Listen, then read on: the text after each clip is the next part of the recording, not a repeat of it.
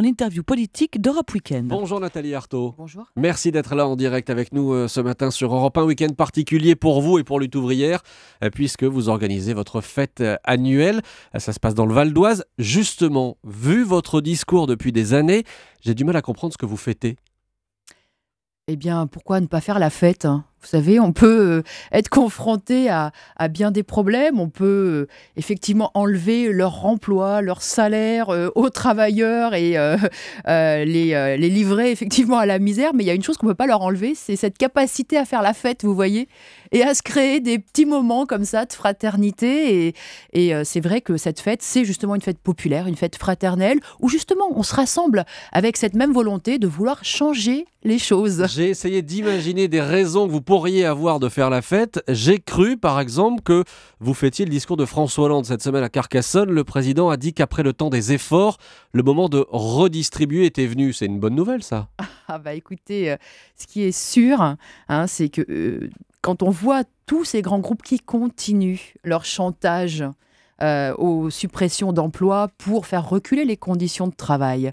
Et ça, c'est vrai dans tous les grands groupes, y compris, il y a l'exemple cette semaine quand même de Michelin à Roanne. J'allais venir. Hein, donc quand on voit que tous ces grands groupes expliquent aux salariés que c'est soit des suppressions d'emplois, soit travailler plus et avoir un salaire moindre, eh bien on comprend que ça va continuer, toujours et encore. Donc, je dis aux travailleurs qu'il ne faut pas se laisser balader, se laisser lanterner, que si on veut effectivement une amélioration au niveau des emplois et de nos salaires, il va falloir se battre. Il va falloir vraiment faire valoir nos intérêts. Sauf que, Nathalie Arthaud, cet exemple, effectivement, le cas concret de Michelin, la direction a signé cette semaine un accord avec la majorité des syndicats. Elle va investir 80 millions d'euros en échange. Les syndicats et les salariés acceptent que l'usine tourne 7 jours sur 7.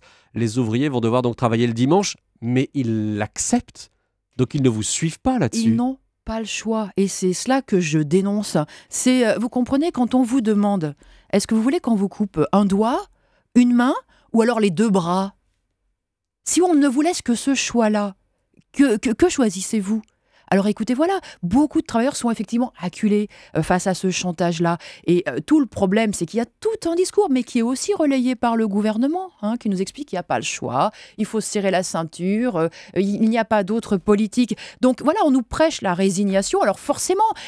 Donc nous disons, non, il y a le choix. Un groupe comme Michelin, puisqu'il s'agit de Michelin là, c'est 1 milliard de profits l'année dernière, c'est une famille qui est richissime, qui est millionnaire.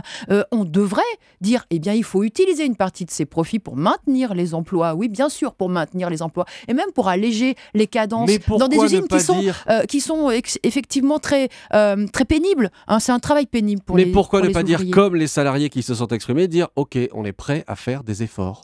Parce que si vous aviez proposer aux salariés, est-ce que vous êtes d'accord pour qu'on prenne 10%, 20% des profits distribués aux actionnaires qui ne mettent jamais les pieds dans les usines, qui n'ont qu'à toucher leurs dividendes. Si on leur avait demandé ça, est-ce que vous préférez ça ou faire le sacrifice de vos dimanches ? Je pense qu'ils auraient préféré effectivement qu'on prenne sur les dividendes des actionnaires. Mais ce choix-là, jamais aucun ne le met en avant. Eh bien, nous, Lutte ouvrière, nous disons que si nous avons ce choix-là, simplement, il va falloir aller l'arracher. Il faut se battre pour cela. Mais comment l'arracher ? Concrètement, dans le cas de Michelin, par exemple. C'est le rapport de force. Mais c'est en fait un rapport de force à l'échelle de la société qu'il faudrait établir. Vous savez, on nous chante la même chanson depuis des décennies. Il n'y a plus d'argent, les caisses sont vides, les grands groupes ont des gros problèmes de concurrence. Et puis, qu'est-ce qu'on voit ? Eh bien, qu'il y a toujours plus de milliardaires, qu'il y a toujours plus de millionnaires, que les grandes fortunes, elles s'accumulent à un pôle.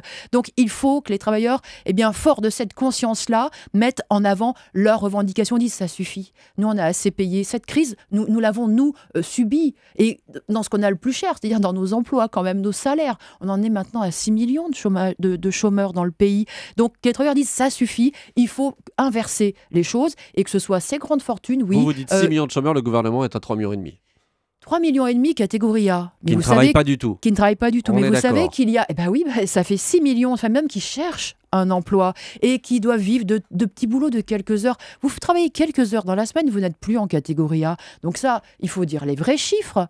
Et les vrais chiffres, c'est 6 millions de femmes et d'hommes qui cherchent un emploi. Est-ce que vous êtes sûre, Nathalie Arthaud, d'être suivie par les ouvriers sur cette ligne dure-là ? Votre parti compte 8 000 adhérents aujourd'hui. Ce n'est pas une ligne dure, c'est simplement dire que dans la société, il y a des richesses. Si on ne cherche pas à contrôler ces richesses, à dire que ces richesses, nous les produisons tous, nous, les salariés, les travailleurs que nous sommes, quand on est employé, ouvrier, quand on est enseignant, quand on est infirmière, et qu'on a un droit sur ces richesses. Et où allons-nous si on considère que la société doit être dominée comme ça par une minorité, par une poignée de gens richissimes qui font tous les choix à notre place et dont qu'on voit finalement nous acculer à une impasse, à cette impasse du chômage de masse. Donc ce n'est pas non, c'est une autre voie, c'est représenter le camp des travailleurs, c'est partir des intérêts des travailleurs, des chômeurs, des classes populaires. C'est ça, lutte ouvrière. Alors on est un courant minoritaire, certes, mais nous continuerons de défendre nos idées. Les travailleurs, on va continuer à en parler parce qu'arrive à l'Assemblée dans 2 jours maintenant la loi de modernisation du dialogue social. Elle prévoit notamment de créer des commissions régionales pour mieux représenter, pour mieux défendre les salariés des petites entreprises. Est-ce que ça vous va ? Dans ce dialogue social, il n'y a pas que ça. Mais est-ce que cette partie-là, vous va ? Écoutez, pourquoi pas ? Maintenant, moi, je pense que les salariés des petites entreprises, il faudrait aussi qu'ils se défendent eux-mêmes. Déléguer à des structures syndicales nos intérêts, je ne suis pas sûre que ce soit une bonne chose. Je pense qu'il faut effectivement... C'est difficile dans les petites entreprises, hein, c'est sûr, et c'est pour ça que se regrouper, c'est une bonne chose.